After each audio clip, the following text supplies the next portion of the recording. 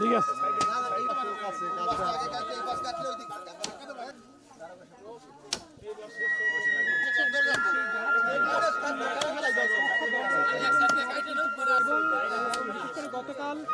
গতকাল একটি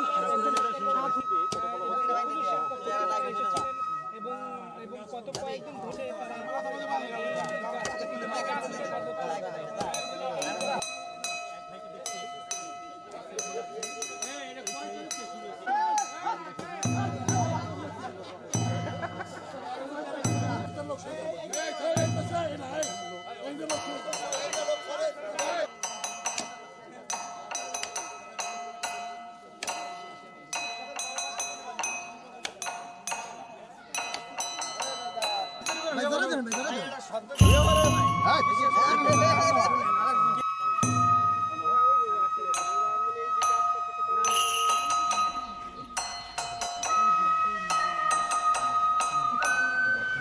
গত এক সপ্তাহ যাবৎ এখানে বিভিন্ন লোক বিভিন্ন ধরনের বিভ্রান্তমূলক তথ্য দেওয়ার কারণে সারা বাংলাদেশে আজকে এই গাছে কথা বলে বলে একটা মানে প্রচার হইতেছে।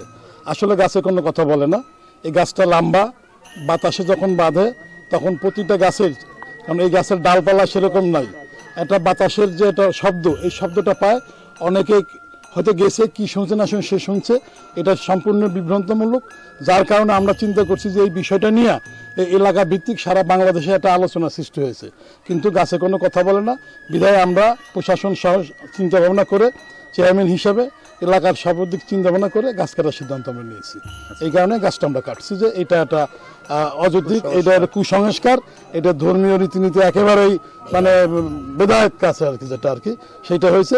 আজকে যে কাজটা করছি আমরা মনে করি এটা একটা বেদায়েত, শিরিক, এগুলা কুসংস্কার, এটা আমরা পছন্দ করি না। আমার এলাকার জনগণও পছন্দ করে না, যাদের গাছ বা যাদের এলাকা তারা এগুলো পছন্দ করে না, তাদের আলেমী সমাজও পছন্দ করে না, এবং যাদের এখানে আছে তারা কোনোদিন কোনো ফকিরগিরি তারা কোনোদিন করেও না, তারা কোনো ফকির বিশ্বাস করেও না। যার কারণে আমরা মনে করি এটা কুসংস্কার, এই কারণে আমরা গাছটা কেটে দিচ্ছি। একেবারে সম্পূর্ণ গুজব আমার কাছে মনে হচ্ছে, কারণ শব্দ করতে হলে তো তার ভোকাল সিস্টেম থাকতে হবে, শব্দ ভোকাল কর্ড থাকে। আর জড়বস্তুতে শব্দ অনেক সময় বাতাসের আঘাতজনিত কারণে শো শো শব্দ হয়, রেল লাইনে শোনা যায়, ইলেকট্রিক পোলে শোনা যায়, যে কোনো বাতাসের আঘাতজনিত কারণে শব্দ ছাড়া এমনি সালামের উত্তর দেওয়া বিভিন্ন, এটা আমার কাছে সম্পূর্ণ গুজবই মনে হচ্ছে, এটা সম্ভব না। তবে এটা ঠিক, গাছের জীবন আছে, উদ্ভিদেরও জীবন আছে, কারণ উভয়ই কোষ দিয়ে গঠিত, কোষ তো একটা জীবন্ত সত্তা, কিন্তু সবার দুটোর মধ্যে পার্থক্য রয়ে গেছে। প্রাণী সচরাচর চলাচল করতে পারে, উদ্ভিদ সাধারণত চলাচল করতে পারে না, যেমন কথা বলতে পারে না উদ্ভিদ, তার মধ্যে একটা অন্যতম বৈশিষ্ট্য।